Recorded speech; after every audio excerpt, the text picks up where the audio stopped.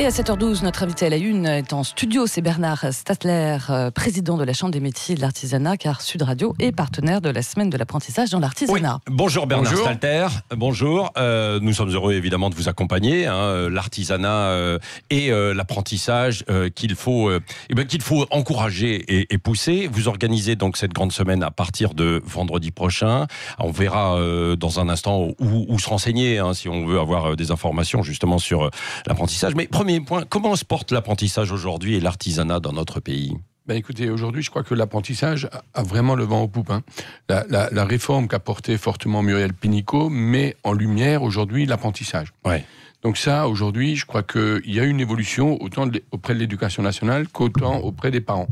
Donc je crois qu'il y a une vraie évolution parce que effectivement, vous êtes sûr d'avoir du boulot si vous êtes passé par l'apprentissage. Aujourd'hui, il y a une vraie évolution aussi sur l'orientation, qui est tout à fait nécessaire. Ça a été dit tout à l'heure. Et moi, je pense, sur les chiffres du chômage, l'évolution, l'artisanat y est pour beaucoup. L'artisanat y est pour beaucoup parce que nous avons à peu près 700 000 emplois non pourvus dans l'artisanat.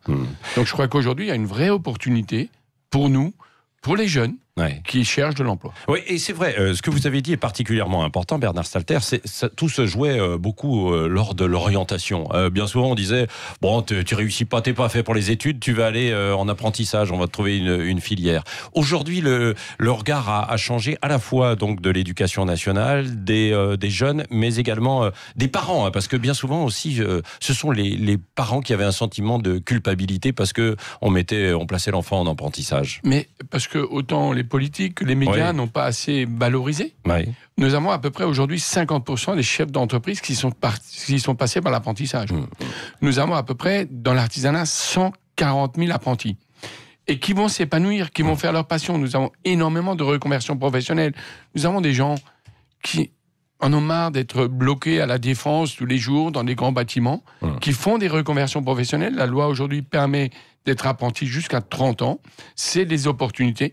Et nous avons tout plein de personnes, Bac+2, Bac+3, qui avaient même des métiers dans les banques ou ailleurs, qui viennent chez nous par passion, pour s'épanouir, tout simplement pour faire ce qu'ils avaient envie de faire depuis longtemps, et on ne les a jamais orientés vers ces métiers. Oui, alors je disais tout à l'heure en introduction, quasiment à tout âge qu'on pouvait faire de l'apprentissage. Non, c'est jusqu'à 30 ans. Mais après, on peut quand même faire des formations pour se reconvertir et d'apprentissage quoi aussi. Il y a différents Moi, j'en connais quelques-uns à 45, 50 ans qui l'ont fait. Oui, il y a différentes possibilités. Aujourd'hui, on a fait évoluer le contrat d'apprentissage jusqu'à 30 ans. Après, il y a des contrats de professionnalisation. Voilà, c'est ça. Il y a tout type de contrats.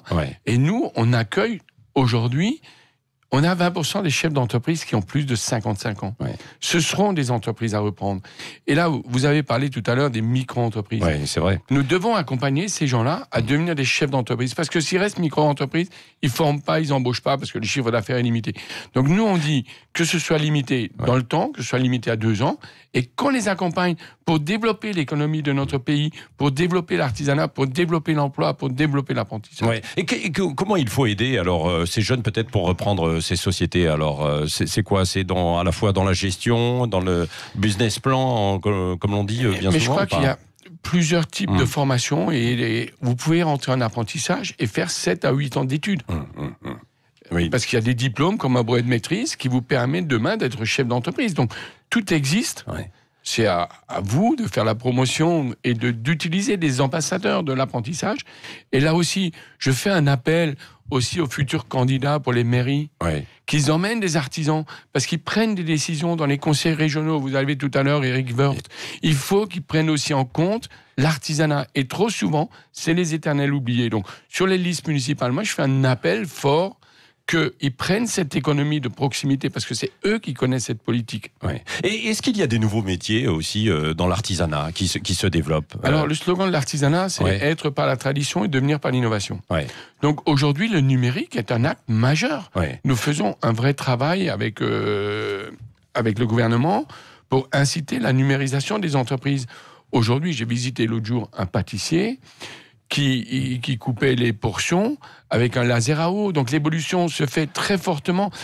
Personne ne se rend compte, d'une, que l'artisanat exporte, 30% des entreprises artisanales exportent, qu'on est dans une évolution numérique importante, et que le travail qu'on faisait dans le bâtiment il y a 30 ans n'est plus du tout le même. n'est plus du tout le même. Donc, rentrez dans ces métiers par passion, vous êtes sûr du travail. L'environnement, le secteur de l'environnement également, évidemment, est important. Nous y travaillons fortement dans tous les métiers. Et je suis coiffeur. On a fait un slogan, le coiffeur s'engage. Donc là aussi, on est dans le développement durable. Tout le monde, mais aussi dans le... Il y a eu des nouveaux métiers comme barbier qui est revenu, puisque vous êtes coiffeur, c'est un peu dans le secteur. Non, mais c'est pour ça que vous l'apportez. Oui, absolument. Je suis bien y retourner d'ailleurs. Donc, et pour moi, il est très très important que l'artisan, qui aujourd'hui est dans le développement durable, qui aujourd'hui forme, qui aujourd'hui embauche, nous avons 1,3 million d'entreprises artisanales. Nous avons 4 millions d'actifs chez nous. C'est un secteur qui doit être considéré. Et moi, je suis très content que le gouvernement ait porté une réforme de l'apprentissage, parce qu'aujourd'hui, nous avons lancé, avec le gouvernement, la semaine de l'apprentissage, des chambres de métiers de l'artisanat. Je vais aller, d'ailleurs, avec Sud Radio à Albi. Oui, absolument. Les vraies voix, demain soir, de Christophe Bordet, en direct de l'Université régionale des métiers de l'artisanat. Voilà, parce que nous allons faire la promotion de l'apprentissage, parce qu'on y croit, parce qu'on trouve du boulot, parce qu'on peut créer son entreprise, parce qu'on peut embaucher et on peut s'épanouir. Bon, en tout cas, vous êtes enthousiaste, ça se voit, Bernard Stalter. Est-ce que les gens qui veulent se renseigner, là, qui vous entendent, qui se disent pourquoi pas, tiens, je peux peut-être orienter ou me réorienter, où est-ce qu'il faut qu'ils se renseignent? Dans chaque département, nous avons des chambres des métiers de l'artisanat. Dans chaque département, on a encore en plus des points où les jeunes, où les chefs d'entreprise peuvent venir se renseigner. Nous avons des développeurs d'apprentissage, nous avons des orienteurs d'apprentissage. Donc il suffit, la bonne réponse, c'est les chambres des métiers de l'artisanat. Bon, et puis donc, vous l'avez dit, il y a plein de secteurs où on cherche encore aujourd'hui à recruter, quoi. 700 000 emplois. 700 000 emplois non pourvus. Donc ça va être l'artisanat qui va encore plus inverser la courbe du chômage. Merci Bernard Stalter, président de la Chambre des métiers de l'artisanat, d'être venu ce matin au micro de Sud Radio. Sud Radio qui est partenaire de cette grande semaine de l'apprentissage. On va décliner pendant une semaine toutes les options, évidemment, tout ce que l'on peut faire, les filières à suivre dans l'apprentissage. Et Christophe Bordet, avec ses vraies voix et son humeur, demain, donc du côté d'Albi, allez-y, ce sera à l'Université régionale des métiers et de l'artisanat, je l'ai dit. Et puis à partir de la semaine prochaine, allez vous renseigner un petit peu partout. Voilà, moi je vais me renseigner sur la formation de barbière, ça m'intéresse bien. Barbière, pourquoi pas, vous allez pouvoir vous entraîner. Oui, je crois qu'il y a du boulot là. Vous êtes la bienvenue.